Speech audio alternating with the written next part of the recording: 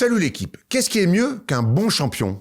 Un nouveau champion. Et cette année, il y aura un nouveau joueur avec une bague au doigt. Et comme le bon consommateur qui ne connaît toujours pas la bonne couleur des poubelles pour faire le tri, je me régale de la nouveauté. Jamais le temps de se lasser. En NBA, les champions changent autant qu'Amrata change de compagnon.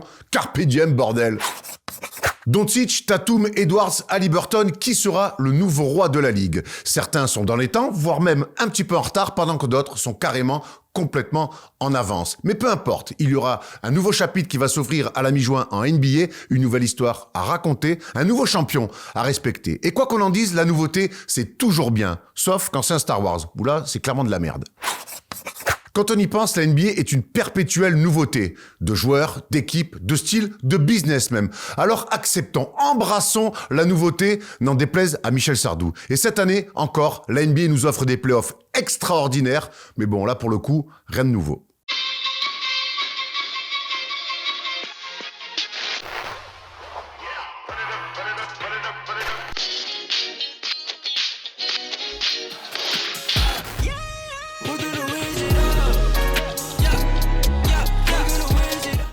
Salut l'équipe, on est jeudi et le jeudi c'est le first day show, les finales de conférence ont commencé et ça s'annonce grand, très grand comme les deux gonzes qui sont assis dans le canapé avec moi, mon duo de Thomas préféré, ça va les garçons? Je suis de très bonne humeur parce qu'au moment où on tourne il est 7h30 parce que l'autre à côté de moi il a une IRM parce qu'il est tout le temps blessé, mais à part ça j'ai vu du bon basket. Une IRM on dit maintenant. Une IRM. Ah, bonne IRM alors tout à l'heure hein. T'es bien à là, 9h tu du m'as mat. l'air en pleine forme, c'est génial, on va faire ça plus souvent. Rien de grave la rookie? Non, ça va aller, t'inquiète. Qu'est-ce Après qui c'est t'arrive? secret médical, je peux pas en parler. Parce que là, parce que l'année prochaine, là, on Attention, construit une nouvelle attention. équipe à Malakoff, il y a un nouveau coach, tu... Objectif N2 ou pas l'année prochaine? Écoute, on va voir si le président me garde d'abord, il faut qu'on discute. Il est toujours président lui, je comprends pas, attends. Ah, apparemment, je sais pas, il fait un peu sa diva, mais bon, Je suis on va président, régler ça. Il veut raise. J'ai trouvé un nouveau coach, Raise. on travaille sur un nouveau projet. Écoute, bien sûr que je suis là, qu'est-ce que Non, c'est il fait que du cette bon histoire? boulot. Il va passer voilà. de 0 à 0 euros du coup avec cette petite Exactement. augmentation. Bravo C'est Erwan. vrai. Hein. Le bénévolat a du bon hein. Ouais, super. Surtout dans l'emploi du temps. Mais Malakoff, c'est le cœur. Et tu le sais plus Ah, que mais ça, personne. c'est vrai, tout à Tu fait. le sais plus que La personne. Des petites annonces avant de se plonger dans cette émission où on va évidemment revenir sur ces finales de conf. Le 5 juin, messieurs. Le 5 juin. Émission en public. Il reste des billets. Venez nous voir, on va se régaler. Il reste des billets, le lien est dans la description. Donc le 5 juin, on fait une émission en public. Ça se passe où, Thomas? À l'Apollo Théâtre. À l'Apollo C'est Théâtre. République. On va marcher sur les traces des plus grands stand-uppers. C'est tout à fait stand-upper, hein. Tout à fait.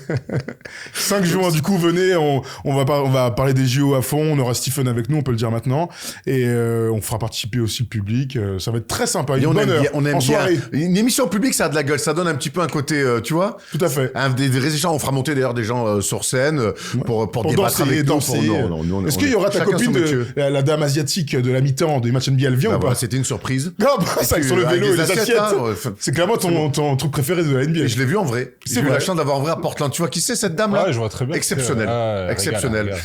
Si elle m'écoute, je t'aime. Voilà, je te le dis direct. Si tu m'écoutes, je t'aime toi et tes assiettes. Voilà. C'est quoi ça? Qu'est-ce qu'on va faire? Énorme week-end sur la chaîne. Donc First Day Show aujourd'hui, évidemment. Samedi, rendez-vous midi. Le vlog du voyage au Sénégal. Il y a des images extraordinaires et des insights. Vraiment, vous allez vous régaler. Samedi midi, le vlog donc de notre voyage au Sénégal qui sort. Il y a beaucoup de rigolades. Il y a beaucoup de rigolades. Oui, oui. C'est bon. Basket pas trop, beaucoup de rigolades. Dimanche, vous savez, chaque dimanche midi, il y a les entretiens. Et là, c'est la première partie de Samir Nasri qui nous a régalé. Pourquoi, comment? Un petit extrait. Kevin Durant, j'étais dans une house party qu'il organisait, mais j'étais choqué parce qu'en fait, c'était peut-être ma deuxième année à Los Angeles. Il y a des potes à moi qui m'appellent de là-bas et qui me disent viens, je t'invite bien à la house party. Et quand je vais à la house party, il y avait du beau monde à la house party. Et le mec, il était en train de jouer un 2 contre 2 avec ses potes. Il y avait un terrain de basket, il était en train de jouer. Il fait une house party, il y a de la musique, il y a à boire, il y a à manger, il y a des filles partout. Et le mec, il est en train de faire un 2 contre 2. C'est la passion. Ah ouais, j'ai dit, le gars, il est waouh. C'est comme si je faisais une house party, je tape un five avec mes potes et je laisse tout le monde à la maison. Du coup, tu te régales pendant. Tu te régales, c'est incroyable ces histoires. Ouais, ça me j'adore. régale. La vie des mecs. tu sais. Ah ouais, c'est pour ça qu'on a raté notre carrière, on a Ouais. fait les soirées avant la carrière, c'est ça le problème. Bon, je suis pas sûr que ça aurait changé grand chose, mais bon, c'est un autre débat. Voilà, des anecdotes comme ça, il y en aura plein. Donc, c'est la première partie d'une longue interview. Là, on a surtout parlé de basket. Son rapport au basket. Son rapport ouais, au basket. ouais. Et c'est très intéressant. Et donc, jeudi prochain, sur la chaîne FT Sport, et samedi ou dimanche prochain, il y aura Samir Nasri qui nous parle de foot et de la Kings League en 2 parties. Oui, absolument. Et puis, le moment à ne pas rater dans l'entretien de dimanche, c'est notre rencontre. Voilà, j'en dirai pas plus. Ça commence comme ça, direct. Mais c'est la première question. Comment... La rencontre First Team Samir Nasri est à écouter absolument. On embrasse Samir qui doit nous regarder d'ailleurs. À fond. Comment on s'est parlé pour la première fois, ça vaut son pesant de cacahuètes. Et c'est Samir qui le raconte. C'est fantastique. Voilà, rendez-vous dimanche midi pour un nouvel entretien. On peut aussi vous dire que hier, on a enregistré Ryan Rupert pendant plus d'une demi-heure. Là aussi, on s'est régalé. Donc, on travaille, on vous prévoit. Donc, tous les dimanches midi, l'entretien First Team. Allez, on se plonge dans le sommaire de cette émission parce qu'il y a aussi beaucoup de choses à voir. Dans les news, on va revenir sur tous les All NBA qui ont été élus. All NBA, donc First Team, All NBA Second Team, All NBA Defensive Team et All Rookie. On fera un débat sur la série entre les Mavs et Minnesota. Premier match hier soir, on s'est régalé et ça s'est joué dans les dernières minutes. La palette, on reviendra sur cette remise en jeu et ce tir à 3 points incroyable de Jaylen Brown et aussi sur la défense un petit peu des Pacers qui nous a fait beaucoup parler et on finira comme d'habitude avec le quiz de Tom Serravino. J'espère. On est bon les copains? Bah grave, on est chaud. Voilà, très bien. Et quelle heure? 7h45, on peut Allez, aller. très bien, 7h45 avec un peu de chance. Après, on ira déjeuner. Petit déjeuner. Allez, les news.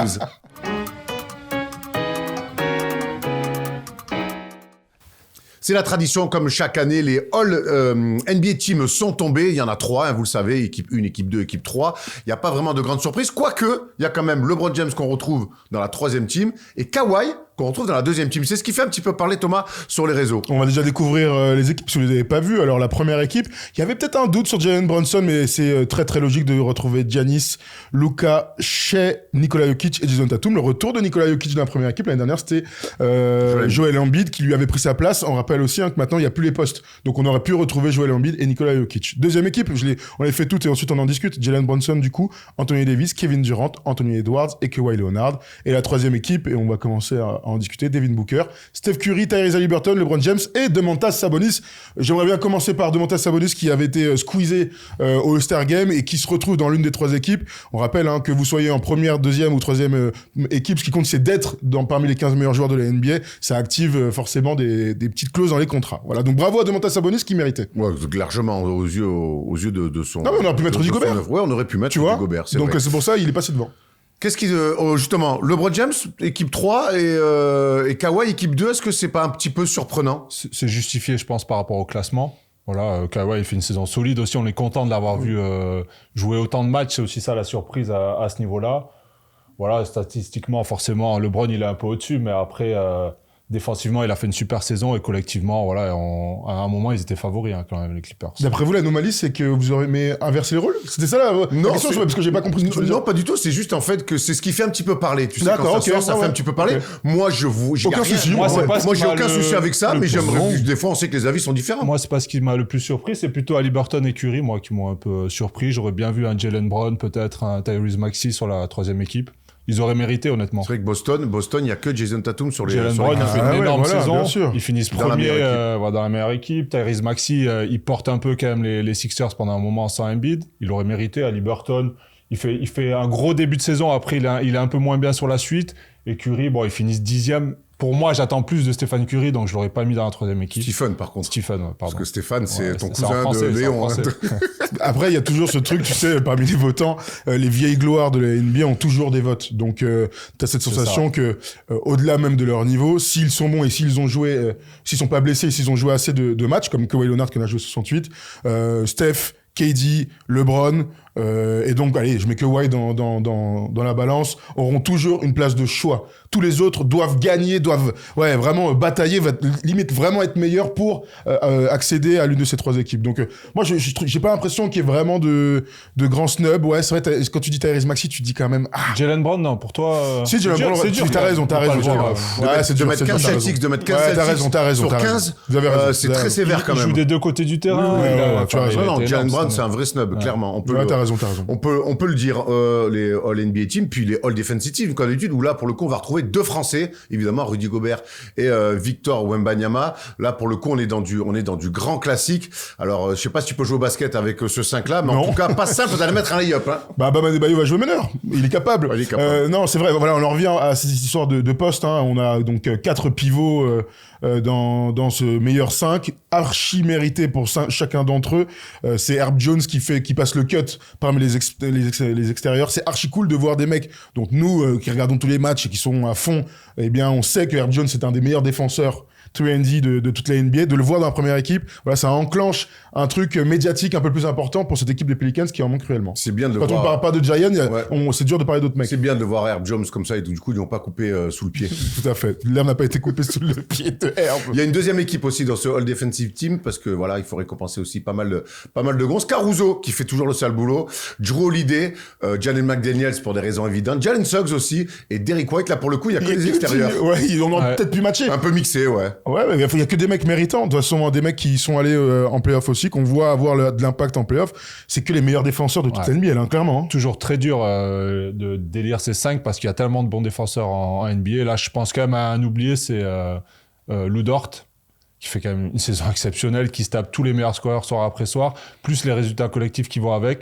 Un peu dur aussi. Je trouve qu'il a été oublié. À la place 2, tu l'aurais mis. Peut-être Suggs ou comme ça. Ou... Après, c'est toujours pareil. Qui on sort, ouais, Caruso. Parce que Chicago a pas... Mais de toute façon, il n'y a pas un escroc là-dedans. Non, c'est ce que je dis. C'est ce que je dis. C'est toujours ça le problème. Quand tu rajoutes quelqu'un, qui tu sors, c'est toujours la même question. Clairement, et tu l'as pas dit, mais de voir donc deux Français aussi. D'avoir à la fois 2 Français dans la première équipe, incroyable, et d'avoir un rookie dans la meilleure équipe, ça s'était jamais arrivé. Donc, parmi les choses historiques de la saison rookie de Victor Wembanyama, il y a le fait d'être deuxième au trophée du défenseur de l'année et d'être dans la meilleure équipe défensive de l'année. C'est incroyable. Il est là, mon duo de l'équipe de bon France. Bon courage aux JO, les gars, pour les mettre à l'ay-up. On reste avec Victor, justement, puisqu'on va regarder le All Rookie First Team aussi. Évidemment, on va retrouver Victor, loin devant, et très bien accompagné avec Chet Holmgren. Raquez Junior, qui s'est rasé son petit bouc chelou. Il a bien fait. Brandon Podziemski, et donc derrière l'autre c'est Chet Holmgren, je l'ai dit. Non, pardon, Brandon Miller. Là aussi on a que du classique. On peut noter quand même l'absence logique de Scoot Anderson. Ouais, c'est Podziemski en fait qui fait une énorme saison et qui mérite, mais qui était annoncé beaucoup plus bas, qui a été drafté beaucoup plus bas que les autres. Il y a que des hauts choix de draft et des mecs qui étaient un petit peu attendus. Donc bravo à Podziemski, surtout dans une équipe comme les Warriors. Donc il y a beaucoup de mecs en place et il en a délogé. Il a été titulaire parfois dans la saison. Il a même été titulaire dans la bonne période des Warriors. Après, il est retourné sur le banc. Donc, crédit à lui. Bravo, mon grand. On va quand même s'attarder un petit peu sur la saison fantastique de Victor, parce qu'on l'a retrouvé 2 fois dans le All Defensive Team et dans le All Rookie First Team. C'est une saison de mammouth, déjà pour l'alien Wemby, rookie de l'année, donc unanime. All Rookie First Team, All Defensive First Team aussi, et donc 2e meilleur défenseur de l'année. On voulait que Victor marque les esprits dès sa première saison. Bon, mais c'est exactement ce qu'il a fait. Il rentre clairement dans l'histoire. Ouais, absolument. Alors, il manque que la ligne du All-Star Game qu'on aurait aimé voir. Mais bon, il aura le temps d'y aller. On sait à qui s'en prendre, hein. Ouais, c'est clair, t'as raison. Mais LeBron n'a pas été rookie lors de sa saison, pas été All-Star lors de sa saison rookie, donc ça veut rien dire pour le reste. Mais il n'empêche que oui, c'est une saison dont on se souviendra beaucoup, à la fois dans ce qu'il a produit en tant que joueur, donc dans les stats, mais aussi dans les highlights. Franchement, pour tous ceux qui ont envie de se regarder les 25-30 minutes de highlights de Victor, là, sur YouTube, il a déjà fait des trucs exceptionnels, il a déjà changé le jeu par sa simple présence dans une mauvaise équipe de basket. Donc ouais, je trouve que sa saison rookie est 100% réussie. Ajouté à ça le nombre de matchs qu'il a joué. Voilà, il a jamais été vraiment blessé, donc bravo à lui. Ça, c'était une des choses, on se souvient l'année dernière avec les Mets. Oui, mais la NBA, ça va être costaud, ça va être trop dur. Là-dessus, on est là aussi déjà sur son niveau. Pas de souci, mais sur le fait qu'il tienne les chocs et qu'il puisse tenir le rythme NBA. Bien sûr, il y avait des questions sur ce côté physique, enchaînement de matchs. Il a totalement répondu présent. Il a raté combien de matchs à l'arrivée? 5-6, je crois. Un peu plus, 73 quand même. Il en a raté beaucoup. 9. Non, il a joué 73. Non, je sais pas, je vais te regarder ça. Et il a parfaitement tenu le choc quand on sait le niveau d'intensité, le niveau physique des joueurs NBA. Et il fait une saison extraordinaire. Alors, est-ce qu'on avait des doutes sur son talent, son niveau basket? Pas du tout. 71. Voilà, 71.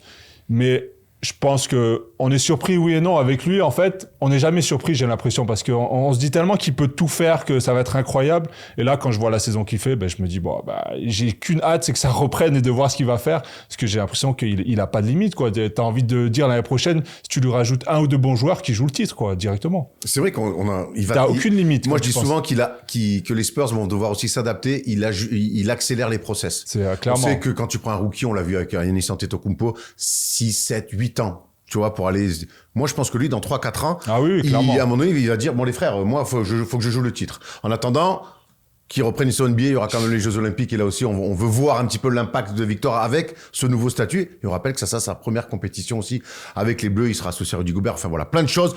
On aura l'occasion, évidemment, de reparler de Victor tout l'été. Absolument, et la déception dans les deux équipes rookies, c'est qu'il n'y a pas Bilal. Ah, c'est la déception. Il a fait le All-Star Weekend, il n'a pas joué assez de matchs. Si, je pense. Il a fait les 69. 65, c'est 65 à 65. Pas sûr avec son poignet. Regarde, tu sais pourquoi pas il a raté finalement 3 semaines, non?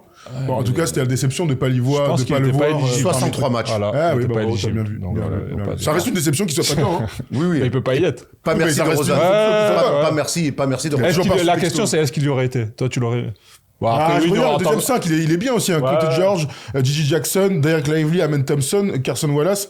Pas sûr qu'il y soit, même s'il a joué 67 matchs. En tout cas, il était dans la discussion, dans les discussions. Écoute, on ne saura jamais, pour le coup. Non, c'est tout à fait. Ce qui est sûr, c'est que Koulibaly a lui aussi réussi sa première saison rookie. Allez, on va tout de suite dans le débat, puisque hier soir, c'était le début entre les Mavs et les Timberwolves. Et ce match 1, on s'est régalé.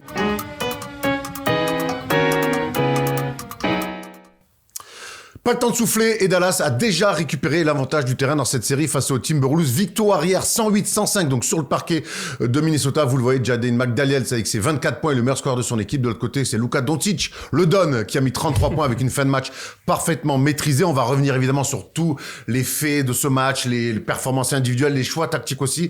Mais les deux Thomas, avant ça, on a d'abord vu un grand match de play-off. Honnêtement, je pèse mes mots, on s'est régalé hier soir. Ouais, c'était un super match. On s'attendait de toute façon à avoir une série très très disputée. Ça a commencé très très fort.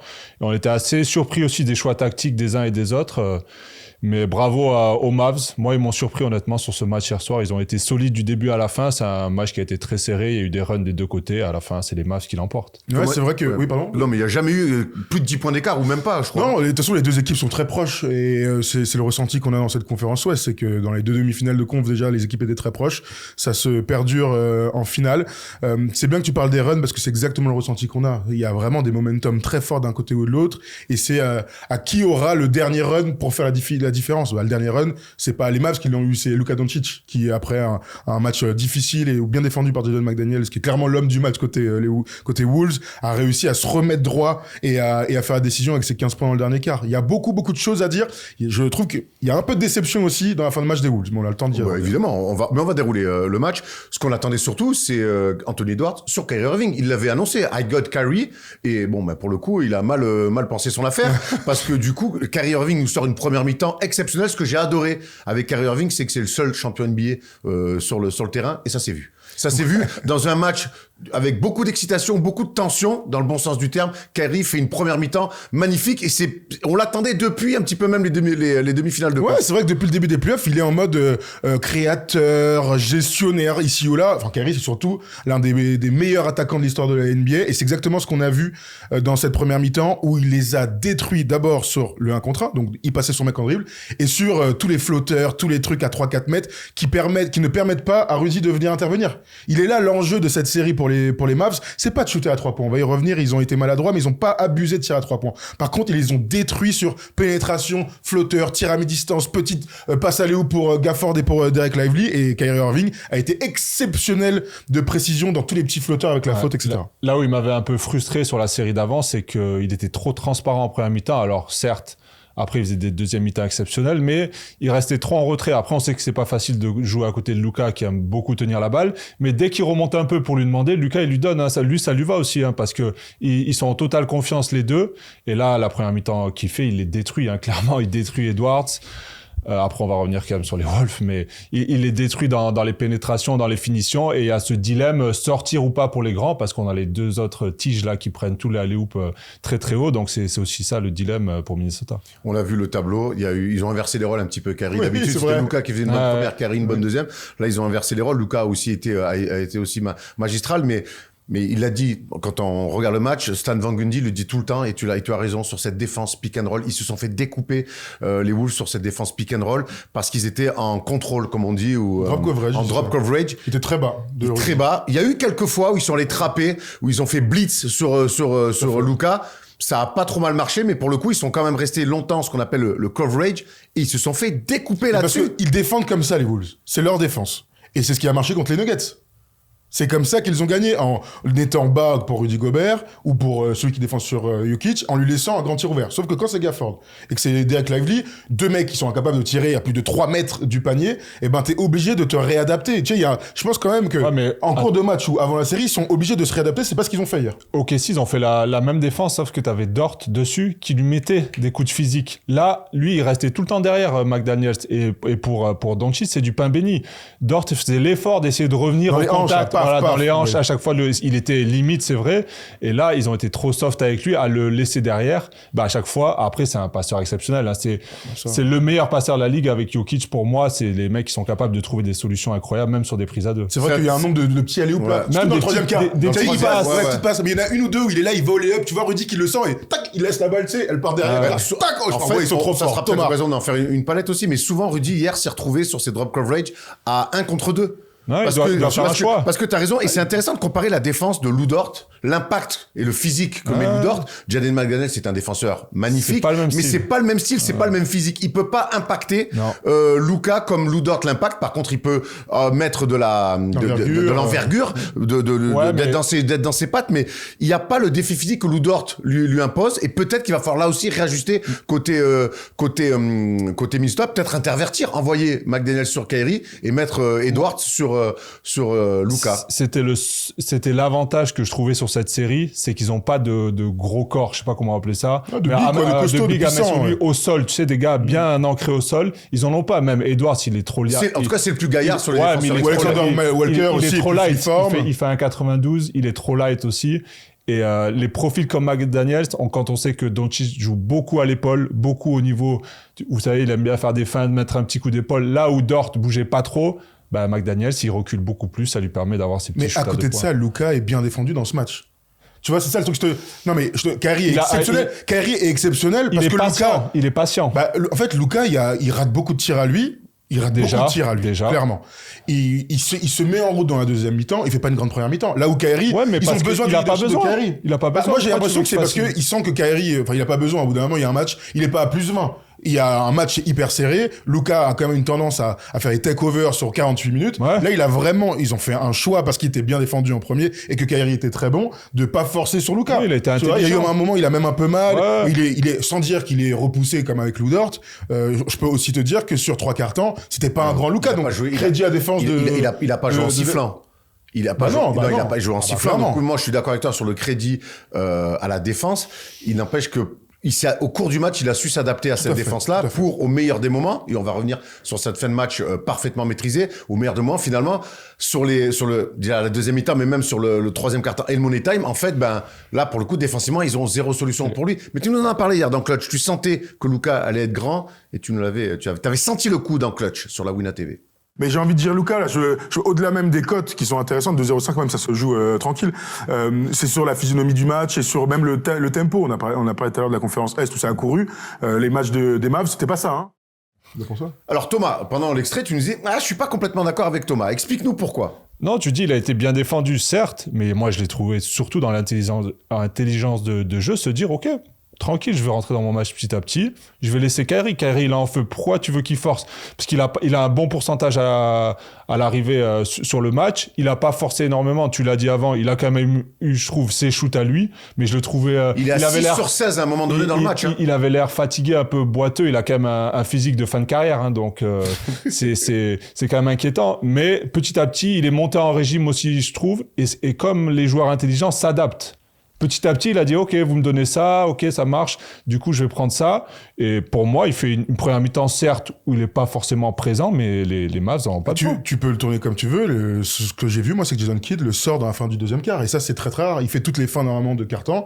Et là, le 5 des Mavs, il est sans Luka. Parce que, d'après moi, il est bien défendu. Il est patient. Et la suite va dans ce sens-là. Ça, je suis d'accord avec toi. J'ai juste que sa première mi-temps, la défense des Wolves et la défense de McDaniels, même le jeu de McDaniels au sens très global dans le match, fait que les Wolves font, d'après moi, une meilleure première mi-temps que les Mavs, tu vois. Il shoot, son premier tir à 3 points arrive dans le milieu du deuxième quart-temps à Doncic, ce qui montre aussi que à la fois il est bien défendu, mais à la fois il est patient. Tu vois, c'est un peu c'est un mix. Ça, ils l'ont scouté, hein. Franchement, c'est très clair ce qui s'est passé dans ce match. Non, mais il est bien défendu sur ça, j'ai pas le contraire. Les Mavs ont bien scouté leur adversaire. C'est la deuxième équipe qui tente le plus de 3 points en saison régulière. Ils entendent plus de 45, je sais plus combien, j'ai regardé tout à l'heure, j'ai déjà oublié. Là, ils entendent 24. Alors, ils sont à 6 sur 24, ce qui est catin en pourcentage, mais dans leur plan de jeu, c'était assez clair de se dire, il y a que 2 personnes qui vont prendre des tirs quand ils seront ouverts. PJ Washington, qui entend beaucoup et qui était très bon contre KC, qui était en difficulté hier, et Luka dans ses 1 contre 1 dans les moments assez chauds. Mais sinon, tous les autres, personne n'en a abusé. Curry tire que 3 fois à 3 points. Derrick Jones Jr., j'ai 1 ou 2 tirs à 3 points, tu vois, pas plus. En fait, ils se sont dit, on va les punir. Là où ils vont nous donner de l'espace, c'est juste après les pick and roll et juste avant d'aller faire des lay-ups. Et ça, j'ai trouvé, pour une fois, on va dire, Jason Kidd parfait dans le scouting d'avant-match. Oui, il shoot 10 fois quand même, hein, Luka. Ce que je viens de te dire. Sur 2 à tirer. Le reste ne tire pas à 3 points.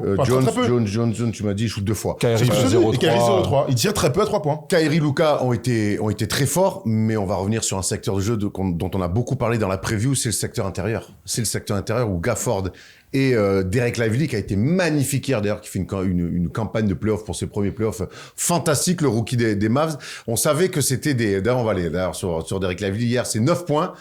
9 points, on se dit, bon, c'est pas grand chose, mais c'est que 19, plus 19 de plus-minus, c'est le leader des Mavs au pourcentage au tir, c'est le leader des Mavs au plus-minus, et c'est le plus haut plus-minus pour un rookie depuis Manu Ginobili. Sur les playoffs. Sur les playoffs. C'est, hier, la lutte au rebond, on sait qu'elle est importante. Le nombre de secondes possessions que sont allés chercher Gafford et Derek Lively, c'est un vrai souci pour les Wolves. Il y a Rudy Gobert, c'est des profils qu'il aime pas, mais lui arrive à lutter. Mais alors, pire, quand Rudy Gobert n'est pas sur le terrain, hier, Naz Reid et Karl Anthony Towns dans cette lutte-là importante, et avec Derrick Jones aussi, hein, qui aime bien rentrer, prendre des rebonds, ils ont morflé terriblement là-dessus. Elle est pas importante, cette stat, hein. C'est la manière de gagner ou de perdre des Wolves. C'est-à-dire que soit ils sont hyper dominants à l'intérieur, et quand je dis dominant, c'est rebond défensif contre. Soit ils ne le sont pas, ils vont perdre. Hier soir, 48 rebonds pour les Mavs, 40 pour les Wolves. Comment on explique qu'Anthony Edwards soit le seul mec des Wolves à plus de 10 rebonds dans un match, alors que t'as les 3 grands tontons? Comment c'est possible? Je l'explique pas. Comment c'est possible qu'il y ait qu'une équipe qui contre, donc 8 contre en faveur des Mavs, 2 pour les Wolves? Voilà, et là la différence. Hein. Ils ont fait que de shooter à 3 points, ils sont complètement perdus dans un plan de jeu et ils ont été dominés à l'intérieur. C'est impossible quand tu es la meilleure raquette de la NBA. Enfin, c'est tout simple. Franchement, la lecture parfois, c'est un peu bébête le basket. T'es grand, tu joues grand, t'es dominé à l'intérieur. Pas possible. Et pourtant, avec tout ça, ils sont dans le match. Il y a un vrai money time de la part de Minnesota, donc ils sont dans le match, tenus beaucoup. Parce qu'ils sont à droit, Erwan. Parce qu'ils sont à droit. Enfin, non, parce qu'ils mettent 18 3 points dans le match. Voilà. Donc, sur 49. notamment Naz Reid, avec Jaden McDaniel. Il y a une crise d'adresse aussi externe, parce que dans le reste, ça va être compliqué, d'Anthony Edwards. Il y a un money time. Mais ce money time, il va être un peu à l'image d'Indiana. Alors que t'es à domicile, il va être complètement, je sais pas, pour moi, ils vont passer à côté de leur money time complètement. Il y a cette perte de balle qui, pour moi, est le tournant du match. C'est Jaden McDaniel qui va s'empaler dans un 1 contre 3 en cherchant une passe. Il y a Rudy qui est un peu là, qui est fermé. Et les 3 autres joueurs, je sais pas si vous venez de cette action, il y a 3 autres joueurs de Minnesota, ils sont sur la ligne médiane. Pas du tout concernés.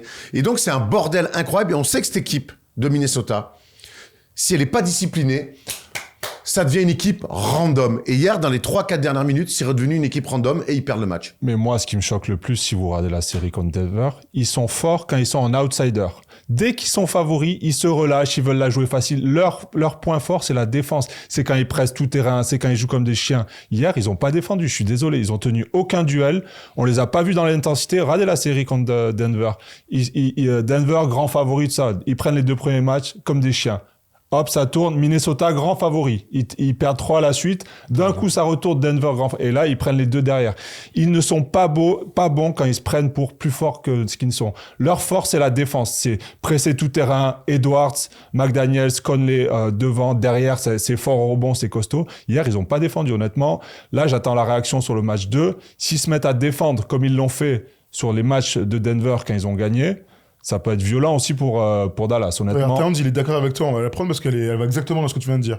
On doit défendre avec plus d'énergie, on a encaissé trop de points dans la raquette avec notre défense, notre équipe, notre envergure, on ne peut pas se le permettre. C'est notre point fort devant tout le monde dans la ligue. Il a raison. Ils n'ont pas défendu. T'as si raison. vous regardez le match, il n'y a aucune pression défensive. Ils sont toujours en contrôle. OK, pique. OK, je passe derrière. Tranquille, je te suis. Il n'y a eu aucune pression défensive de la part de Minnesota, alors que c'est leur point fort. C'est ça qui les a fait gagner. Et tu sais, Erwan, là, tu viens de dire, bon, il y a quand même eu un money time. Mais encore heureux, ils sont à domicile dans un match 1. J'aurais été étonné qu'ils prennent 20 points à domicile. C'est normal d'avoir un money time. Moi, ce qui m'a vraiment déplu dans la fin de match des Wolves, c'est qu'ils n'étaient que sur des shoots à 3 points. Ouais. Et ça, c'est faute à 2 mecs. Mike Conley. Ce pourquoi ils sont là aujourd'hui, c'est parce que il est capable de mettre de l'ordre dans la maison, il est capable de trouver le bon mec. Et c'était une certitude pour moi. Donner la balle à Towns, parfois un peu en bas sur le post-up. Voilà, ça va vous donner un petit peu la ternesse. Et l'autre, c'est Anthony Edwards, qui hier était dans un truc, il a fait que de shoot à 3 points, il a pris 12 de ses 16 tirs à 3 points. Non mais attends. Anthony, oh, frère, vas-y, va, attaque, va chercher des fautes. Non mais qu'est-ce que tu fais? Shooter, stop. Il n'y était pas dans l'intensité. Et qu'est-ce que ça amène des bonnes défenses? Du rythme derrière en attaque, de la percussion, ça te met dans le rythme. Towns, il a joué 2 post-ups sur Washington, qui est exceptionnel en défense depuis ce début de playoff. C'est un top défenseur Washington depuis ses playoffs. Il a pas réussi à l'enfoncer. Il peut même dire qu'il est capital pour son équipe. Ah ouais, il est... Je l'ai. Et Tu l'as. Ouais, excuse-moi. Nous, t'as appris à lire, t'es allé à l'école. Ça y est, commence pas, toi. Et sur les post-up, il pouvait pas enfoncer Washington, Towns. Honnêtement, ça reste un joueur assez soft. Hein, c'est Towns. Le problème avec Anthony Towns, Erwan, on le disait. Jeudi dernier, je l'ai défoncé. Lundi, je l'ai encensé parce qu'il méritait. Aujourd'hui, je vais rien dire, mais j'en pense pas moins. Mais voilà, c'est un trio perdant. Moi, je pense que surtout Anthony Edwards a été bien défendu. Beaucoup de crédit au plan défensif autour d'Anthony Edwards. Par contre, il a été hors tempo. Il a raté des timings de passe sur des relations avec des grands pour des paniers faciles parce qu'il s'est frustré. Il avait pas ses lay-ups, ses petits tirs près du cercle, ses paniers faciles, ses fautes même qu'il va provoquer. Et ça l'a contrarié. Et pire que ça, c'est que quand t'as pas ça et que t'es à droit externe, mais qu'est-ce que tu fais? T'arroses. Et on connaissait Erwan. Et hier, il a fait ça. Hélène Darroze. Il a envoyé. Ça se joue quand même sur des détails. Il y a un money time. Heureusement, ils sont à domicile. Ça joue sur des détails. Ils perdent de 3 points. Ils font 11-18 au lancer franc. Cata. 11-18 au lancer franc. On est en finale de conf. On va le voir dans l'autre série aussi. Tout va se jouer sur des détails. Donc, la lutte au rebond, ils sont pas dans le combat. Les ajustements, je pense, sur les défenses pick and roll. Tu peux pas être à peine 61% défendre plus haut, absolument. Défendre plus dur. Moi, je pense que Rudy sur le drop, ou Naz Reid, ou Karl Anthony Towns, quand c'est donner un pas de plus, les gars, et voyez comment ils vont s'adapter, parce que là, si vous restez comme ça, avec le Luka qui met McDaniels dans son dos à chaque fois, pour l'instant, ils vont se faire détruire là-dessus. Donc, c'est les ajustements. Thomas, qu'est-ce qui va faire gagner Minnesota ou qu'est-ce qui va faire perdre Minnesota?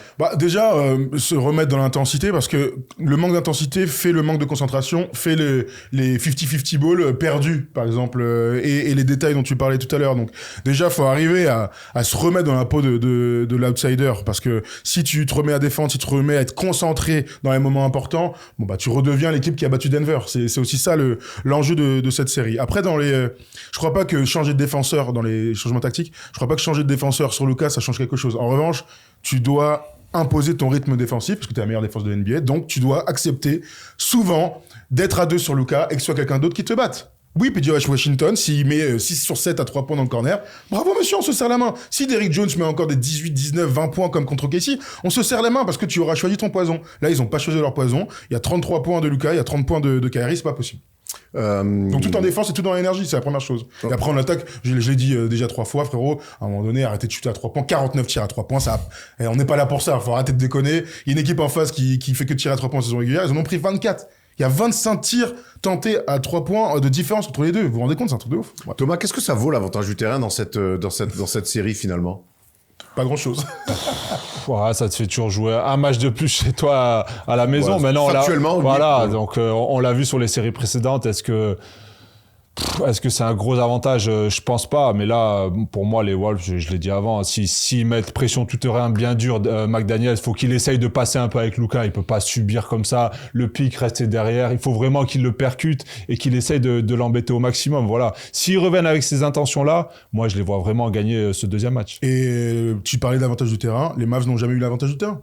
Et ils ont gagné les 2 premières séries. Et ils perdaient souvent, d'ailleurs, ils perdaient toujours leur premier match. Ils ont à chaque fois gagné le match 2. Les cotes pour le match 2, vous les voyez, donc c'est Minnesota qui va être favori, 1,45. On imagine donc du côté des bookies une réaction. La cote de Dallas, elle est à 2,70. Elle peut être intéressante à jouer, hein, parce qu'on a vu quand même deux équipes très proches. Mais on imagine une réaction de Minnesota. Vous le savez, Winamax est notre partenaire. Et si vous voulez jouer avec nous, ça se passe comme ça. Tu le sais, nous sommes soutenus par Winamax, donc viens jouer avec nous sur tes sports préférés. Si tu aimes le basket américain et même tous les autres baskets, eh bien ça se passe chez les copains de Winamax. En collaboration avec Wina, nous avons cette offre de bienvenue avec le code FT10 et le lien en description. Lors de ton premier dépôt, tu es automatiquement remboursé jusqu'à hauteur de 100 € et on t'ajoute même 10 balles en bonus. Important, le jeu est strictement interdit aux mineurs et peut comporter des risques, donc on ne joue que des sommes que nous sommes prêts à perdre.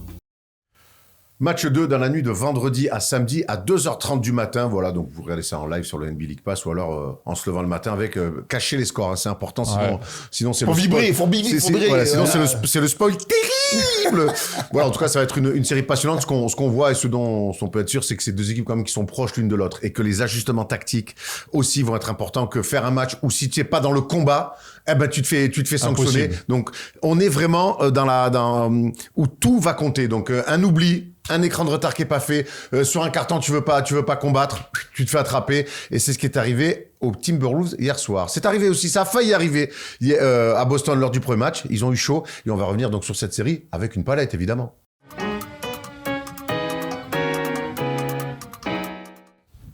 À l'Est aussi, on s'est régalé avec l'ouverture des finales de conf, donc entre les Celtics et les Pacers. Et les Pacers ont failli réussir le gros coup en presque gagnant au TD Garden. Il en a fallu de peu. Et là, cette fois-ci, on va commencer par la fin. On va revenir sur cette action, enfin la fin, parce qu'après, il y a eu une prolongation, sur ce tir, sur cette dernière action, sur cette sortie de temps mort de Joe Mazzulla, qui donc va offrir ce 3 points à Jaylen Brown et donc va offrir aux Celtics la prolongation. Thomas, on a voulu évidemment revenir là-dessus parce qu'on n'a pas tout compris. Explique-nous. Eh ben écoute, on va essayer de comprendre ensemble ce qui s'est passé sur cette dernière action avec la remise ligne de fond.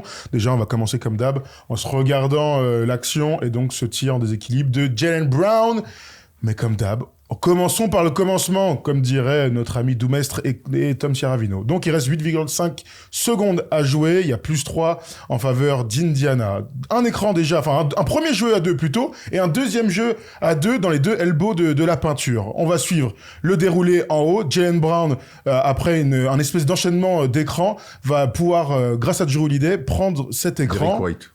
Non, Jrue Holiday. Bah, tu me dis Derrick White, tu me fais douter maintenant. Siakam, donc, et TJ McConnell qui regardent l'écran. C'était bien Derrick White, t'as raison. Et la passe de Jrue Holiday, qui est donc exactement le système annoncé par Joe Mazzulla dans ce système-là. On se demande ce que fout TJ McConnell, pourquoi ça ne change pas. C'est la question qu'on va se poser aussi aujourd'hui. Siakam arrive quand même à revenir pour être dans le cylindre à peu près de Jaylen Brown, qui prend ce tir alors que Siakam met les mains derrière sans vouloir faire faute. Bah oui, il est un peu en urgence. Ça reste un énorme tir. La grande question qu'on se pose, les gars, c'est pourquoi, dans cette dernière action, cette équipe d'Indiana soit ne fait pas faute, soit ne change pas sur absolument tous les écrans. Moi, je sais qu'en NBA, c'est pas la culture de faire faute. On se souvient de Kobe contre les Pistons qui met le tir à 3 points. Ils peuvent pas, là. Non, non plus, je pense qu'ils peuvent pas. Tu peux pas faire faute, là, Non. sur ces actions-là. Tu peux sur un dribble, sur une montée Attends. là. Qui peut pas faire faute? Siakam? Ouais. Parce qu'il est en retard. Ah bah Oui, mais Parce qu'il change pas. Donc, tu ne fais pas faute. Bah oui, là, Naturellement, tu ne changes pas. En fait, donc c'est ce qu'on disait un petit peu. Donc en fait, dans des actions comme ça, tu laisses les mecs shooter. Et si puis tu changes, on est d'accord qu'il faut changer. là, il y a deux questions, là. Pour moi, Siakam, il a quand il revient sur le close-out, il peut faire faute. Non. Parce qu'il fait un pump fake. Moi, je pense qu'il peut faire faute. C'est très bien à NBA commenter. Au moindre contact, il voit le bras arriver, il va le d'accord. prendre. D'ailleurs, c'est ce que Siakam, on va le voir en déclat, c'est ce qu'il dit. D'ailleurs, il a tout voulu sauf faire faute. J'ai eu l'impression qu'il était en mouvement, qu'il avait fait sa feinte de tir. Je ne voulais pas commettre de faute à ce moment-là. C'est un tir difficile, j'étais devant lui, et j'aurais peut-être pu mieux le contester, mais c'est une action compliquée. Ça reste un tir énorme. Ouais. Moi, je pense qu'il a le temps de faire faute, mais surtout, moi, ce que je ne comprends pas, c'est comment TJ McConnell, à un moment donné, quand il voit son Pascal Siakam qui est en plein dans l'écran de Derrick White, mais t'es obligé de changer. Tu peux pas, Erwan. S'il y a une consigne qui a été donnée, qu'on dit on ne change pas, tu ne peux pas prendre l'initiative de changer. Parce que si lui il change et l'autre il dit on ne change pas, les deux partent sur le même du coup. Et donc, il y a un tu ne tir peux ouvert pas. avec White. Si au temps mort on te encore. dit Ça on avait été le change cas pas, avec Sofiane, le tir d'Anthony Davis sur Denver dans la bulle. Pareil, il y avait un truc de on change. C'est Plumlee qui dit Je suis on d'accord. change pas et finalement ça donne c'est un pour tir ça, ouvert. soit tu cries change, et dans ce cas-là tu switches et là il n'y a pas de souci. Au pire, tu changes et tu lui donnes un 2 points. Si t'es un peu perdu, ben, tu fermes la ligne à 3 points, quitte à prendre un 2 points rapide et après tu vas te retrouver au lancer. Mais là, c'était tout ce qu'il ne fallait pas faire, ils l'ont fait, alors qu'on voit qu'il y avait le même système côté balle pour Et là, pour le coup, il Tatum change. avec Ce qui est- Horford. Ce qui est intéressant, là, regardez sur l'écran du bas de Horford. c'est plus une mêlée, Avec hein, Tatum, qui est ouais, là, c'est parce c'est clair, c'est clair. Horford, il est comme ça, en train de mêlée te de dire fou, les- regardez en bas. C'est mêlé, c'est un ruck. Mêlée ouverte. Bras écartés. Ouais, c'est clair. Incroyable. Mais en fait, il y a de la frustration dans cette action parce que les choses ne sont pas claires. Et Siakam, je trouve qu'il fait un effort surhumain. Il prend un écran et il arrive quand même à être à peu près sur le Il tir. est même pas bumpé. Il est même pas Bah non, bumpé parce que par McConnell. McConnell, il est vachement bas. Ça, Mais c'est vrai pourquoi que il est bas pourquoi Ouais, alors McConnell- il a peur de prendre un layup. Au pire, t'es toujours. Moi, il y a un truc que je ne comprends pas en NBA. Et encore une fois que voilà que le ballon arrive dans les mains de joueurs comme Jaylen Brown, évidemment que c'est des fantastiques joueurs et que le tir il est exceptionnel. Je comprends pas comment en NBA. Ça arrive tout le temps, ces situations-là. Plus qu'ailleurs. Alors oui, les joueurs sont plus forts, mais tactiquement, je trouve que ça manque un petit peu quand même de... On l'a vu beaucoup cette année en Euroleague. flair. Hein. Ouais, franchement, je le trouve très dur, Erwan, parce que, en fait, quand on a vu cette action, et d'ailleurs, je mets ça encore une fois en corrélation avec Mitchell Robinson et le fameux tir de Tyrese Maxey, c'est que on oublie de la valeur extraordinaire des attaquants dans ce C'est truc-là. Et que les défenseurs, on peut dire ce qu'on veut, on peut parler de changer, on peut parler de choix tactiques, t'es toujours en réaction à ce qui se passe de l'attaque. Et donc, l'attaque a toujours, normalement, logiquement, un temps d'avance. Et là, l'attaque a clairement un temps d'avance. Je pense aussi que McConnell aurait pu mieux faire et tout. Sauf que le constat pur, c'est que le tir de Jaylen Brown, il est extraordinaire. Non mais ça, je vais me faire dire. Moi, une fois que l'attaque a de l'avantage. Une fois qu'il a On le est là ballon, pour voir des gros tirs. une fois qu'il a le ballon dans les mains, bravo, génial. Mais moi, avant qu'il ait le ballon dans les mains, je vois quand même 3 choix défensifs, au moins 2 choix défensifs, Ouais, je sais. dramatiques en finale de conférence sur un match 1 que t'as dans les mains. Donc on peut me dire ce qu'on veut, on veut voir du spectacle. Et moi, j'ai crié quand j'ai vu ce tir-là, je regarde le basket pour ça, mais j'aime Voilà. aussi le basket pour me dire que tactiquement, je ne comprends pas ce que fait Rick Carlisle. D'ailleurs, Rick Carlisle, on va voir ce qu'il a dit. Il a avoué que cette défaite, elle était pour lui. No shit, ma couille. Cette défaite est totalement pour moi. On aurait dû prendre le temps mort, Ah oui. trouver un moyen de rentrer 1 ou 2 lancers francs et mettre fin au match. Alors, Donc là, il cette parle, action-là, voilà. là, il parle pas par rapport à cette action-là. Il parle aussi sur la remise en Ouais, jeu. sur la Ah oui, remise en jeu. c'est de sa faute, hein. Sur la remise en mort, jeu, c'est abusé. ou à Liberton, ben là encore une Bah, il fois. peut prendre temps mort, non, à Liberton. Bah oui, aussi. Là. Non, mais c'est à Liberton qui est sur le terrain, lui, qui est coupé Ouais. par Drew Holiday. Avec Enfin, sa de Siakam, là. il a Ça un fait demi-terrain pour se libérer tonton, mais pareil, la nonchalance, au bout d'un moment, elle a ses limites. Non, mais là, Mais là, c'est bien défendu, là. là, c'est bras, Ouais. gros, jette-la en haut, tac, fini. Merci. Tu fais pas un sprint comme Merci. ça, sans Ouais, t'arrêter. ouais, enfin, les Attends, gars, mais moi, des trucs comme ça arrive tout le temps depuis 75 ans. Ça arrive tout le temps, les interceptions de dernier moment, enfin, c'est Ouais, ça, mais il y a le des manières basket. quand même. Là, il sprint, Mais il c'est peut le même plus basket qui est s'arrêter. comme ça. Mais c'est comme ça, les dingueries. Je sais pas ce qu'il s'est passé, c'est frustrant parce que ce n'est pas quelque chose qui m'arrive normalement. Personne Ça ne m'a fait mal au cœur pour J'ai eux. juste dribblé sur mon pied. Ah ben, mais merci. alors ça, gros. c'est l'autre d'avant. Ça, c'est encore une autre fois, la fois d'avant, où il dribble sur son pied. Bref, Moi, dites-nous dans les ils ont fait commentaires ce une que vous dinguerie, voyez. Dites-nous. Si je pouvais revenir sur l'action, je suis totalement d'accord avec toi. Faudra m'expliquer les consignes du temps mort. Je comprends pas comment tu ne changes pas avec un simple écran. Il y a même pas une cascade avec, allez, pourquoi Un pas, pas de pic, le un système est bien fait. Ok, bravo. Un pic. Les mecs, il prend la balle. On est où là? On a NBA, gros. En finale de conférence, tu fais un pic, tu changes et tu changes par-dessous. Au pire, t'as une passe lobée à 3 points. T'auras le temps de le recouvrir, d'aller sur le mec. Ça y est, c'est bon. Mais c'est incompréhensible. Là, pour moi, c'est pas sèche, il attrape. Alors, Et là, il y a le ah. pump fake et tout. Et comme t'as raison, Siakam fait un énorme effort. Ah ouais, Siakam. Et après, il y a le débat, il lève pas ses bras. Il peut pas lever ses bras. Il est en déséquilibre. Il est à la limite de la faute. Déjà, il touche ouais. un peu ses jambes. Et en fait, il est embarqué vers l'avant. S'il lève ses bras, c'est faute 100%. Donc, il se dit, bon, là, je suis mort. Donc, je me laisse. J'essaye de pas faire De toute façon, faute. s'il effleure avec son souffle, c'est sifflé. Ils ont que 10 lancers francs, Indiana, sur le match. Et les autres, Non, ils non, en ont mais eu là, je sais pas combien. là, Donc, là, je peux te dire qu'il lui touche un poil plus bien. Je peux te garantir qu'il y a faute et non, rapport. J'ai l'info, il était rasé, il pouvait pas et lui toucher le rapport poil de plus bien, il la- était Ah, rasé. ça, c'est mon Pascal. Rapido presto, prêt à l'emploi. Tout ça pour dire, parce qu'on est revenu sur la fin de match de Tyrese Haliburton, où il se dribble sur le pied, mais là encore une fois, où derrière il n'arrive pas à se démarquer alors qu'il a tout un demi-terrain pour lui. Là, non, moi, alors qu'il fait un match exceptionnel, j'ai pas compris comment tu peux vendre autant un match comme ça. C'est pas une superstar encore. Bien aidé par son coach. Il y a eu quand même un match. Il y a eu un magnifique match, finalement, entre une équipe qui cruise sur les 2 premiers tours de playoff, une autre qui a vécu des guerres, notamment face à New York en 7 matchs. Là, on revoit le box score. Indiana, les gars, ce match, ils avaient fait le match parfait en les ciblant sur des match-ups avec un Pascal Siakam énorme, un Haliburton de gala, et on a trouvé surtout encore une fois du banc, de la profondeur chez Indiana qui a causé beaucoup de problèmes à cette équipe de Celtics. Ouais, franchement, j'ai envie de leur donner du crédit pour le match qu'ils ont fait. Et bien sûr, à la fin de match, on en parlait longuement. Ils doivent se mal dormir depuis hier. Ça, c'est clair. Depuis avant-hier. Mais ils font exactement le match parfait qu'on les imaginait faire dans la lignée de leurs 2 séries face aux Bucks et aux Knicks, dans la lignée du match 7, où leur but, c'est d'imposer leur rythme. Imposer leur pace. C'est une équipe qui court à mort, qui se fait beaucoup de passes. D'ailleurs, il y a eu des séquences, je me suis refait les petites images hier soir, où en fait, il y a que les équipes universitaires qui se font autant de passes. Paf, paf, paf, paf, paf. En NBA, on a vu les Mavs hier, hein. Dribble, pick and roll, pick and roll, pick and roll. Eux sont là, ça joue. Tout le monde, à un moment donné, va avoir son momentum, avoir un tir ouvert. Il y a beaucoup de confiance les uns dans les autres. Il n'y a pas tant de pertes de balles que ça, alors que tout le monde touche la balle. C'est un peu le risque, hein, quand tu joues comme ça. Donc, je les ai trouvés magnifiques et je les ai trouvés, tu vois, tu parlais tout à l'heure de l'outsider et tout. Ils sont arrivés, disant, ah ouais, vous avez peut-être fait un bête de début de match, les Celtics, mais nous, on a un gros cœur. Ouais, 12-0, terrible d'ailleurs. J'ai eu peur. Moi aussi. Mais on a ce qu'il faut pour tenir sur 48 minutes en jouant notre jeu sans se travestir. On avait beaucoup dit ça cette semaine. Et moi, je leur donne beaucoup de crédit pour leur match. Ils ont peut-être perdu, c'est normal, mais ils ont la possibilité d'aller en gagner d'autres dans cette série. Ils l'ont prouvé hier. Non, je te rejoins totalement dans ce jeu assez atypique aujourd'hui en NBA où beaucoup d'équipes jouent pas mal de 1 contre 1. Eux, il y a une circulation de balles incroyable, ça joue vite, ça monopolise pas le ballon et tout le monde est capable de mettre des points et franchement, ils font kiffer. Après, est-ce que ça va être assez... Je les trouve toujours un peu light, les Pacers. Je sais pas comment expliquer. Malgré qu'ils aient des joueurs assez physiques, je les trouve un peu light dans les défis physiques, quoi. Ah, tu trouves que Siakam et Turner ont été light? Franchement, ça. Sur les extérieurs, sur toute la série, après là, c'est Boston en face. C'est Boston en face. C'est pas non plus, c'est pas la conférence Ouest. Mais, il y a pas de grand aussi à Boston. Il y a ça aussi qui fait que forcément, ça change la série. Mais en tout cas, ils font kiffer dans le passing game et voilà, les 3 ont répondu présent avec des gros pourcentages et j'ai l'impression que tout le monde kiffe en fait jouer aux Pacers. Les 3 ont répondu présent et les 3 autres aussi de côté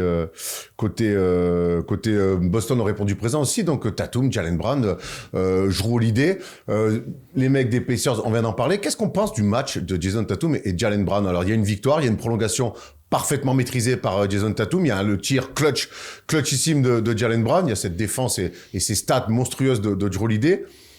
Mais qu'est-ce qu'on a pensé du match de Boston?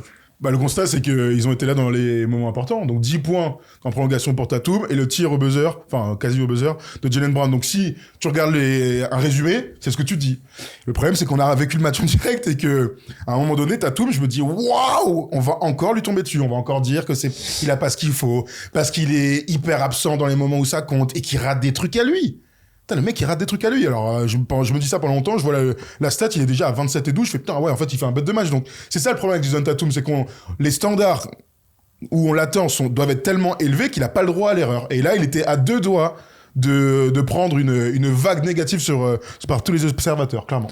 Moi, après, je suis pas le plus grand fan de Tatum, mais je trouve quand même qu'il se regarde jouer, quoi. J'ai l'impression qu'il se kiffe quand il joue. Et moi, le meilleur Tatum que j'ai jamais vu... Le joueur à sauce, ouais, comme on dit. C'est quand il est agressif, qu'il va au cercle, qui fait des drives je crois que c'est l'année dernière, il y a 2 ans, je sais pas, il avait été exceptionnel en étant beaucoup plus agressif au lieu de rester toujours au large, faire ses fade away. Jusqu'à la finale 2022 chercher des tirs à 3 points après pique où les mecs qui sont sur lui. Va au cercle, il a un physique incroyable, Tatum. Il est long, il a du jus, il a des longs bras. Et quand il le fait, ça marche. Et ça provoque des fautes. Le spin sur Naismith, il va dunker avec la faute. Et ça change aussi la défense sur lui. il drive, on va reculer un petit peu. Là, il commence à avoir ses shoots et ça le met aussi en confiance d'aller près du cercle. Tu vas sur la ligne plus rapidement. Ça change tout pour lui. J'aime pas quand il est trop extérieur comme ça. Ce qui est sûr, c'est que Joe Mazzulla l'utilise d'une manière que j'apprécie énormément. C'est vraiment le poste 4 de l'équipe, c'est-à-dire qu'il pose tous les pics. Il y a beaucoup de pick and roll, c'est lui qui pose l'écran. Et ça te pose quand même des problèmes pour une défense terrible, puisque ça dépend qui défend sur lui. Alors on pense à Nesmith, mais dites-moi ce que vous en pensez, mais de poser un écran, de récupérer la balle pour jouer comme ça ou prendre des grands pick and pop avec des tirs ouverts, franchement, c'est agréable, quoi. Mais c'est différent, c'est pas facile, mais comme tu dis, tu peux en profiter sur les recovers. Déjà, moi, ça a créé un vrai casse-tête à Indiana et ça a quasiment fait tout le match. C'est très compliqué en prolongation. Avec la fatigue, il termine sur ça. C'est très intéressant, t'as raison, l'utilisation de Mazzulla, que le fait que ça soit Tatum qui aille poser des pics, alors que c'est vrai qu'on avait l'habitude, souvent, dans ces premières années, de le voir, lui, beaucoup manier la balle, se regarder jouer. Là, au moins, quand t'es un poste 4, tu te regardes beaucoup moins jouer. Il est beaucoup plus efficace, il peut l'être en tout cas. Et puis je te dis, vraiment, là, se retrouve se attraper jouer avec les qualités qu'il a. Il est beaucoup plus proche du texte. Et c'est ce qu'on a un petit peu vu. Mais moi, alors, quand je suis redescendu un peu de niveau, quand je joue au basket, j'ai fait des périodes où je jouais poste 4. Et c'est vrai que poser un écran et se reculer et recevoir la balle, c'est tellement différent parce que t'as pas la même sensation. T'es en recul, il faut arriver à repartir vers l'avant. Et c'est vrai que c'est un tout autre basket. Il l'a pas fait, il l'a fait dans l'année, mais pas autant que maintenant parce que forcément, il y a plus Porzingis. Et c'est vrai que peut-être qu'il faut qu'il se réadapte aussi à ce mouvement-là de piquer et de s'écarter. Ce qui est sûr, c'est que quand il reste 2-3 minutes dans le Money Time et que je vois les Pacers qui ont le match en main, je me dis, voilà exactement les doutes qu'on avait, on en avait débattu là, voilà les doutes que j'avais sur Boston. Alors, le scénario, leur cœur, leur talent a fait qu'ils sont allés arracher ce match en prolongation. Et c'est bien parce qu'on dit beaucoup que Boston, finalement, cruise sur ces playoffs-là. Là, ils ont eu un match dur, âpre, où ils ont souffert, notamment avec les grands Siakam et Turner. Ils sont allés se le chercher à l'envie. Donc ça, c'est bien aussi pour la suite de pouvoir cocher cette case dans leur run de playoffs, avec il y a un différentiel de lancer franc, mais peut-être qu'aussi Indiana devrait être un peu plus agressif par rapport à ça.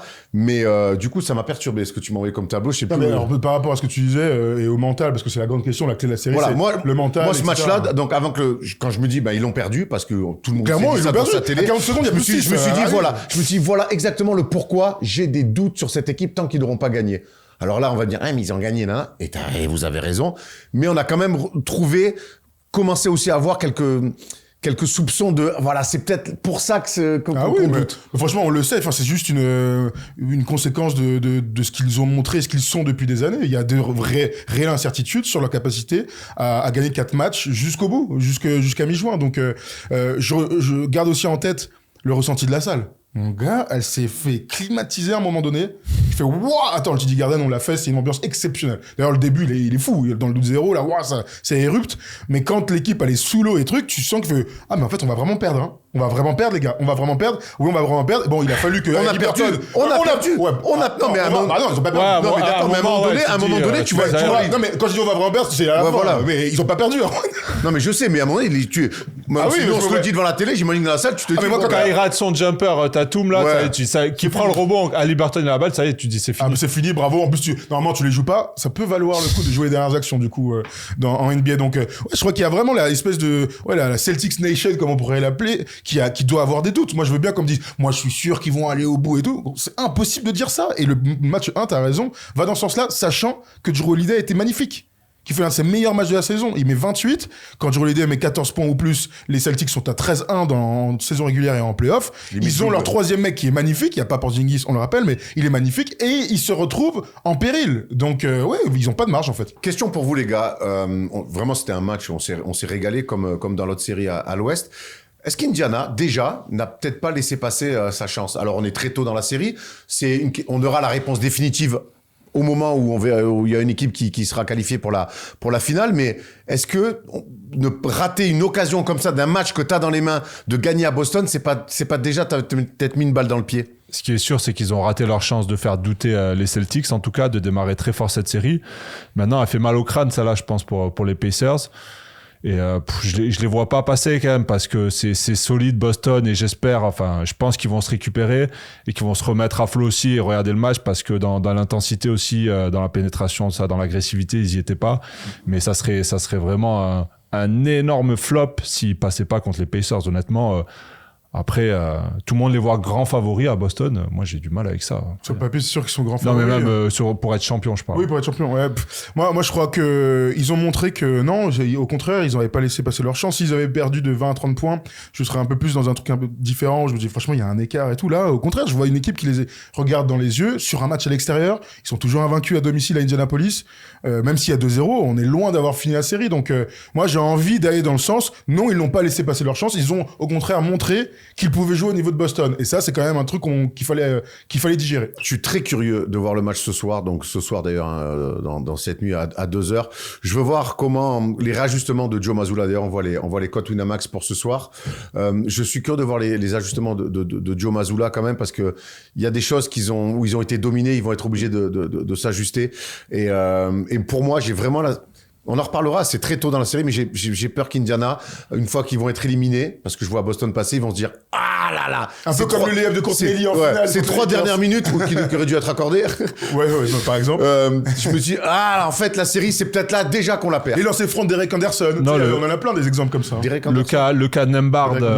Nick. Ah oui, Derek, c'est un ouf. Le cas Nembhard pour les Pacers, je trouve qu'il va être aussi important parce qu'il est essentiel, je trouve, aux Pacers dans le jeu, dans la création avec Haliburton. Mais défensivement, il a souffert. Ça a été très dur pour lui. C'est un petit gabarit. Voilà. Il s'y colle.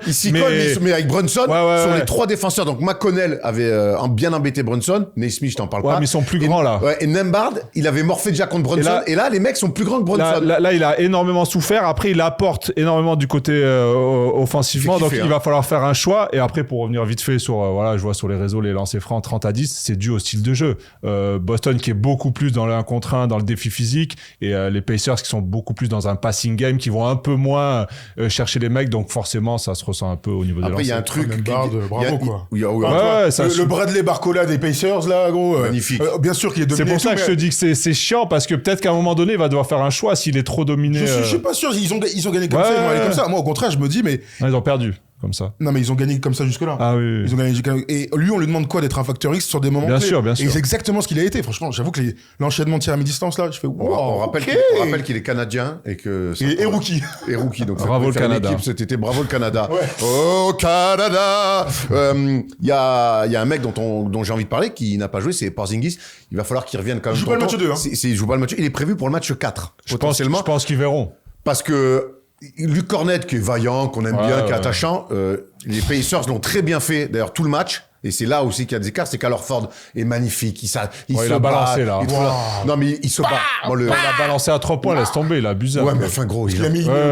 Par contre, dès que Cornet est sur le terrain, ils le mettent dans tous les pick and roll avec Turner et Siakam. Et là, mon pauvre, c'est pompe à essence. Tout que je vous fais le plein, ouais. Et son niveau après, mais bon, il y a un mec sur le terrain. Donc, je pense qu'il n'aurait pas fait jouer. Comment il s'appelle, celui qui est arrivé qui est bon? Il était pas là en tenue, je sais pas ce qu'il a. Il joue jamais, en fait. Il était venu exactement pour faire. Ouais, c'est ça. Je sais pas ce qu'il a, lui aussi. Je sais pas, il a peut-être. On va appeler Laurie, on va demander si elle a des infos. Comment on imagine ce match 2? Qu'est-ce que la balance? Un gros match, 2-0 pour Boston. Ouais, 2-0 pour Boston et peut-être une victoire avec la manière cette fois-ci. Écoute, moi je vois aussi une victoire de Boston et je vois un écart. Ouais. Je vois un Boston qui s'est fait... C'est vrai que Boston avait chaque fois lâché un match sur ses 2 premiers tours à domicile. Toujours le match 2 ? Ouais, c'est toujours le match 2, mais là je les vois. Ils ont pris une piqûre de rappel sans perdre. C'est pour ça que pour moi les calculs ils sont terribles pour Indiana. Avec un grand match Indiana. Ouais, c'est que tu les fais douter mais que tu valides pas par une victoire. Donc les autres ils vont revenir un peu touchés dans l'orgueil mais avec une victoire. Ouais. Et donc repartir à Indiana même si t'es invaincu avec 2-0 face à la meilleure équipe de la ligue. Ouais, mais pas cadeau pour les Indiana n'est pas Cleveland. Oui. Indiana n'est pas Cleveland. Certes. On est sur autre chose en termes d'alchimie, en termes de cœur, etc. On est sur notre réponse ce soir 2h du mat. On verra ça. Voilà, il y a d'autres réponses qu'il va falloir donner. C'est maintenant parce que c'est le quiz. Et en général, c'est là où je suis le meilleur. Allez, c'est parti. Ah ben, tiens, rien que ça, tiens.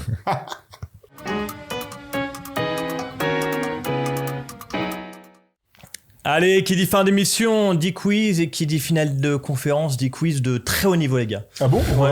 Je sais pas. Il fallait que je trouve une intro, c'est tout. Et je suis parti là-dessus. Ça va, les gars? Ça va. Joyeux anniversaire, Joyeux anniversaire, mon Tom. Merci. T'as 33 ans, bravo. 33 ans, 27 ans. Et tiens, comme son anniversaire, et que t'es un joueur de basket magnifique, plein de qualités. J'étais contre, hein, sache-le évidemment. Oui, il était contre, et que tu es un joueur fantasque. Waouh. Tel que Ja Morant. Ça me ressemble beaucoup. Et que tu es prêt à dégainer à tout va. Waouh. Attends, mais là... Oh, la réaction. Alors là, Erwan, Ah non, mais là, on va ça me plus voir. bandeau. Ça plus le bandeau, Erwan, T'es ça plus commence jamais à dans faire la cible. Tu me verras plus à la hoops, en tout cas, ou en tout cas, tu me verras plus dans ton équipe. Ça, c'est une certitude. magnifique. Merci les gars. J'étais contre. Moi, je voulais des mocassins brillants. C'est vrai. Mais bon, écoute. Ah L'année ouais. prochaine, l'année Ça prochaine. fait kiffer ça. Jam Alors Morant. voilà. Fais voir un peu, regarde les petites têtes là, fais un de prisonnier là.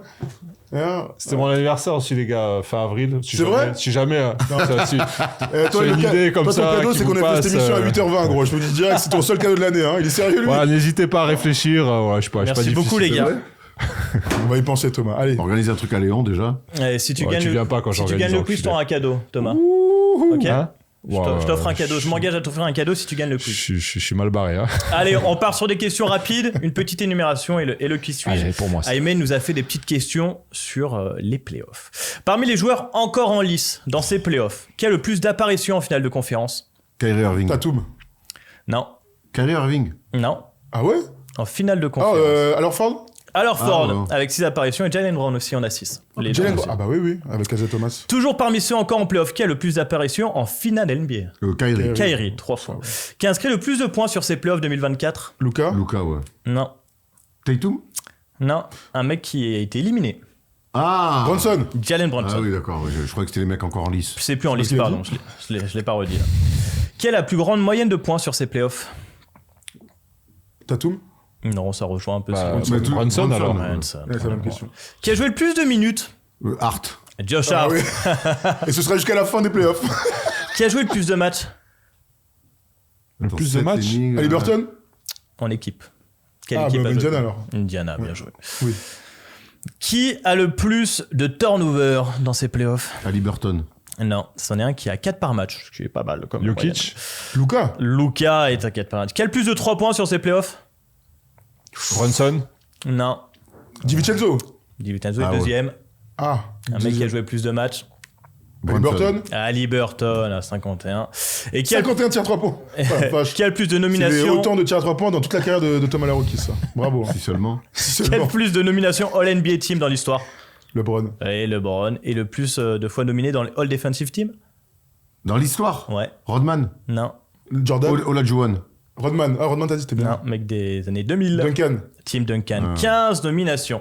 Les gars, petite énumération juste Allez. avant le qui suis-je. On en a parlé hier en off. Qui sont les MVP et champions la même année? J'en ai 12 sous les yeux. Et on va commencer par toi, Thomas Larocchi. MVP et champion la même année. Part sur du évident pour Il y commencer. a des évidents. LeBron James. LeBron Par James exemple. l'a été 2 fois, 2012-2013. Steph Curry. Steph Curry, 1 fois en 2016. Michel Jordan. Michael Jordan, Jordan. 4 fois. Pas Jourdain, hein, parce que c'est pas le même. Hein. Hakim Olajuwon. Non, c'est pas à moi de jouer. pardon. Pas toi. Hakim Olajuwon. Hakim Olajuwon, 1994. Catastrophique. Pardon. Je l'avais. Magic l'avait. Johnson. Magic en 87. Larry Bird. Larry Bird 2 fois, 84-86. Bonne question. Allez, dis-moi un petit nom. C'est des stars. hein. Tu l'as. C'est des Duncan, tu l'as dit. Duncan est là, 2003. Ah oui. Oh, belle celle-là. Shaquille O'Neal en 2000. Le Shaq en 2000, ouais. bien sûr. Attends, là ça se complique un peu. Là ça va se compliquer. Il reste 4 joueurs, en effet. Karim Abdul-Jabbar. Jabbar 2 fois, 71 et 80. Larry Bird, il a été dit. Il a été oui. dit. Ok. Il me trouve faire ça, ce chien. Moi Lui, là-bas, là. Dans le doute. Je te demande. David Robinson. Non. Non. Je tente quelque chose, écoute. Bill Russell. Bill Russell 4 fois. Bah ouais, MVP putain, et il a champion la 11 même titres en année. même temps. Il en reste 2. Bob Pellet. Oui. Non, c'est Ah pas Bob Pellit. Ah, j'étais sûr. Et ce n'est pas Bob Pellit. Est-ce Ok, que tu en as un pour dernier la. Pour.